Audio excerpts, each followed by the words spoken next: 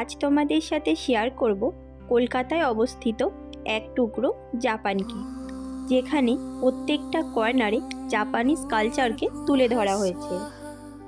এই জায়গাটাতে চাইলে আমরা সহজেই পৌঁছে যেতে পারি। এখানে আসলে এখানকার শান্ত স্নিগ্ধ পরিবেশ মন একদম শান্ত করে দেয়। শীতের এক পড়ন্ত বিকেলে আমরা গিয়েছিলাম জাপানিজ এই টেম্পল আর এখানকার কালচারকে দেখতে ও ফিল করতে। আমাদের সাথে সাথে চলুন আপনাদেরও ভার্চুয়ালি এই জায়গাটা ঘুরিয়ে নিয়ে আসি, আর সাথে শেয়ার করব এখানে আমাদের এক্সপিরিয়েন্স কেমন ছিল। প্রথমেই বলি, এত সুন্দর জাপানিজ টেম্পল বা এই জাপানিজ ফরেস্টটা রয়েছে আমাদের সকলের প্রিয় ইকো পার্কে। ইকো পার্কের 1 নম্বর গেট দিয়ে পার পার্সন 30 টাকা টিকিট কেটে ভিতরে প্রবেশ করে একটু বাঁ দিক দিয়ে হেঁটে গেলেই পড়বে এই জাপানিজ ফরেস্ট। কম বেশি আমরা সকলেই জানি ইকো পার্ক কীভাবে আসতে হবে। যারা জানেন না তাদের জন্য আমি ভিডিওর মধ্যেখানে বলে দেব। লেকের একদম পাশেই রয়েছে জাপানিজ ফরেস্ট লেখা এই বোর্ডটি, আর ঠিক তার উল্টো দিকেই রয়েছে মেন এন্ট্রি গেট। এই জায়গাটিতে আপাতত কোনো আলাদা এন্ট্রি ফি নেই। ইকো পার্কের যে এন্ট্রি ফি সেটা দিয়ে ইকো পার্কের ভিতরে ঢুকলেই এখানে তোমরা অনায়াসে ঘুরে যেতে পারবে। এন্ট্রি গেটের দুপাশে রয়েছে দুটো দুটো করে 4টি সিংহের মতো দেখতে প্রাণী। ভিতরে প্রবেশ করে সামনেই রয়েছে গৌতম বুদ্ধের এই অপূর্ব সুন্দর মূর্তিটি। একদম নিখুঁত ও সূক্ষ্ম হাতের কাজের শিল্পী দিয়ে বানানো হয়েছে এই অপূর্ব সুন্দর মূর্তিটি। এত সুন্দর একটা দৃশ্য ক্যামেরাবন্দি তো করতেই হবে, তাই আমরাও একটা করে পিকচার তুলে নিই। এই মূর্তিটার একদম লেফট সাইড দিয়েই লেখা আছে এন্ট্রি। এই দিক দিয়ে ঢুকে এবার আমরা পরপর দেখব আর আপনাদেরও দেখাবো ভিতরে কী কী রয়েছে। প্রথমেই যেটা চোখে পড়ল, স্মল বুদ্ধাস, মানে ছোট ছোট বেশ কতগুলো মূর্তি। আর এই প্রত্যেকটি মূর্তির অ্যাক্টিভিটিস একে অন্যের থেকে সম্পূর্ণ আলাদা। জাপানি উপকথা অনুযায়ী এনারা রাত্রেবেলায় জঙ্গলকে পাহারা দেয়। রাত্রে নাকি এই প্রত্যেকটা মূর্তি জীবন্ত হয়ে ওঠে। ইকো পার্ক সাধারণত সবসময়ই ভীষণ ক্রাউডেড থাকে, তবে এই জায়গাটা দেখলাম একটু আলাদা। এখানে লোক সংখ্যাও অনেক কম, আর চারিদিকটা এত সুন্দর সবুজে মোড়া। এখানে আসলে এমনিই মন অনেকটা ভালো হয়ে যাবে। আর একটু এগাতেই পেলাম ল্যাবারেট বা ভুলভুলাইয়া। বৌদ্ধ ধর্মে এই জায়গাটার ইম্পর্টেন্স কিন্তু অনেকটা বেশি। ওনাদের মতে এর উপর দিয়ে হাঁটলে জপ করতে বা ধ্যান করতে সুবিধা হয়, মনের একাগ্রতা বাড়ে আর মন সম্পূর্ণ শান্ত হয়ে যায়। এর ঠিক পাশেই রয়েছে সবুজে ঘেরা এই রাস্তা। মনে হচ্ছে কোনো ঘন জঙ্গলের মধ্য দিয়ে আমরা হাঁটছি।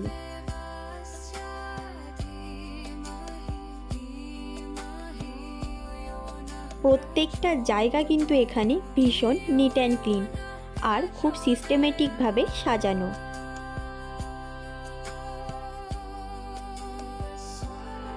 এবার ঢুকবো আমরা মেন মনেস্ট্রিতে। মনেস্ট্রি বলা হয় প্যাগোডার চারপাশের এরিয়াকে। বৌদ্ধ ধর্ম মতে প্যাগোডাতে রাখা হয় বৌদ্ধ ধর্মের কোনো বড় বিশিষ্ট মুনি ব্যক্তির ব্যবহৃত জিনিস বা শরীরের কোনো অংশ, যাকে আমরা জানি রেলি হিসাবে। এখানে যেরকম রাখা হয়েছে জাপানের কোনো বিশিষ্ট সাধুর রেলি, যিনি এসেছিলেন দ্বিতীয় বিশ্বযুদ্ধের পরে কলকাতাতে। ইকো পার্কের ডেভেলপমেন্টের সময় সেটি খুঁজে পাওয়া যায়, আর সেটি রাখা আছে এখানে প্যাগোডার নিচে।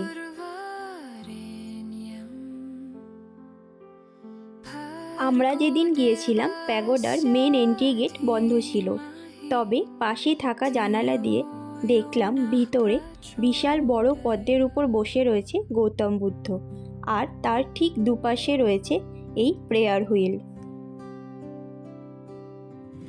পাহাড়ে গেলে আমরা কোনো মনেস্ট্রিতে যেরকম প্রেয়ার হুইল দেখি, এখানেও সেমভাবে বানানো হয়েছে।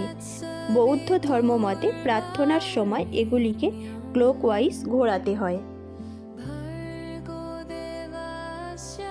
প্যাগোডার অন্য সাইডের গেট থেকে বেরিয়ে সামনেই পড়বে সিরিজ অফ তরি, লম্বা লম্বা কিছু থাম। বৌদ্ধ ধর্ম অনুসারে এর মধ্য দিয়ে হাঁটার সময় যদি কেউ ক্যালকুলেট করে কত পা হেঁটেছে, তাহলে আত্মার সাথে একটা সংযোগ স্থাপন হয়। এর আগেও অনেকের প্রি ওয়েডিং শ্যুটে আমি এই জায়গাটা দেখেছি, তবে এক্স্যাক্টলি কী কারণে এটা বানানো হয়েছে সেটা আমি এখানে এসেই জানতে পারি। সামনেই রয়েছে সাধুদের মূর্তি। কিছুকাল আগে ওনারা নাকি এখানে বসে প্রার্থনা করতেন। মানা হয় এখানে কিছুক্ষণ শান্ত মনে বসলে শরীরের মধ্যে পজিটিভ এনার্জির সঞ্চালন হয়।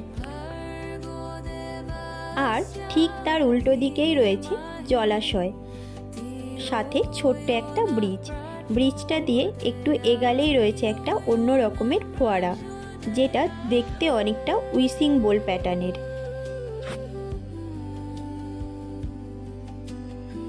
এই জায়গাটাকে একটা জঙ্গলের মধ্যে জলাশয় প্যাটার্নের তৈরি করা হয়েছে।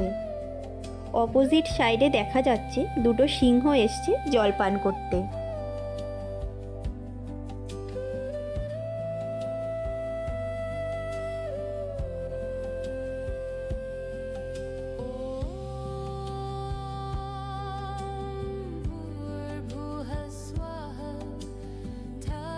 এখানে রয়েছে জাপানিদের 7জন গড, যাদের একসাথে গডস অফ লাক বলা হয়। আমাদের মতো জাপানেও ওনাদের বিভিন্ন কারণে পুজো করা হয়। কেউ সুস্থ শরীর দান করেন, কাউকে ব্যবসার জন্য বা অর্থের জন্য, কাউকে মনস্কামনা পূর্ণের জন্য পুজো করা হয়। এই 7জন জাপানিজ ভগবানের প্রত্যেকেরই একটা করে মূর্তি এখানে বানানো রয়েছে।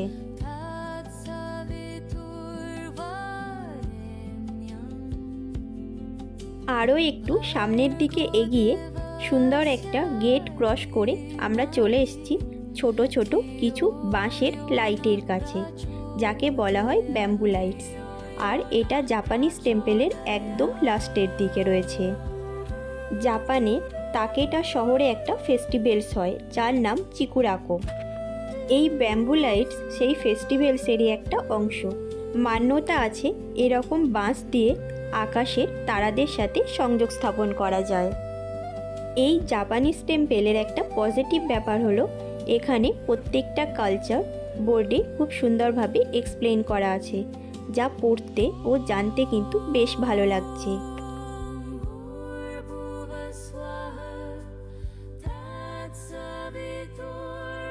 এই যে জায়গাটা দেখছেন এটা ব্যাম্বু চিম। এটা সম্পূর্ণ বাঁশ দিয়ে তৈরি। এর মধ্যে দিয়ে হাঁটার সময় শান্ত মনে কিছু ভাবলে শরীরের মধ্যে একটা পজিটিভ ভাইবস তৈরি হয়।